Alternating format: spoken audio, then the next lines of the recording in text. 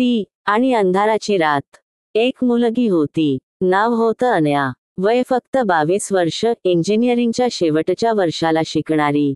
स्वप्न होती तिच्या डोळ्यांत. आईवडिलांचा अभिमान व्हायचं, समाजात काहीतरी मोठं करायचं. कायम हसतमुख आणि धाडसी. त्या दिवशी ती एका मैत्रिणीच्या वाढदिवसावरून परतत होती.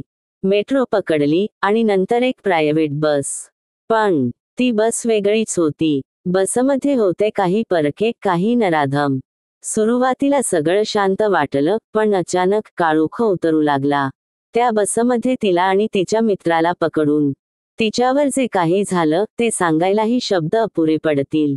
शरीरावर अत्याचार, आत्म्यावर जखमा. ती ओरडली, झुंजली, पण कोणीच नव्हतं ऐकायला. अनया हॉस्पिटलमध्ये होती. डोळ्यांत प्रश्न होता. आई, मी दोषी होते का? तिचं शरीर तुटलं होतं, पण मन अजून लढत होतं. शेवटी ती गेली. पण तिचं नाव, तिची आठवण, तिचा लढा अजरामर झाला. तिच्या मृत्यूनंतर हजारो लोक रस्त्यावर आले. देश हादरला, कायदे बदलले, विचार बदलले. पण अजूनही रात्र काहींसाठी धोक्याचीच आहे. ही गोष्ट फक्त अनयाची नाही. ती आपल्यासारख्या प्रत्येक मुलीची आहे. प्रत्येक आई वडिलांच्या काळजीची, प्रत्येक बहिणीच्या स्वप्नांची. आपण आजही गप्प बसलो, तर उद्या दुसरी अनया पुन्हा तशीच झुंजेल, आणि हरतील सगळे. म्हणूनच आता वेळ आली आहे आवाज उठवण्याची, रस्ता बदलण्याची, विचार बदलण्याची.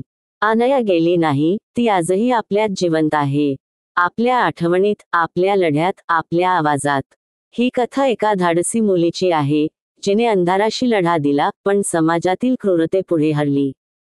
तुम्हाला ह्या कथेनं विचार करायला भाग पाडलं, तर कृपया लाईक, शेअर आणि सबस्क्राईब जरूर करा.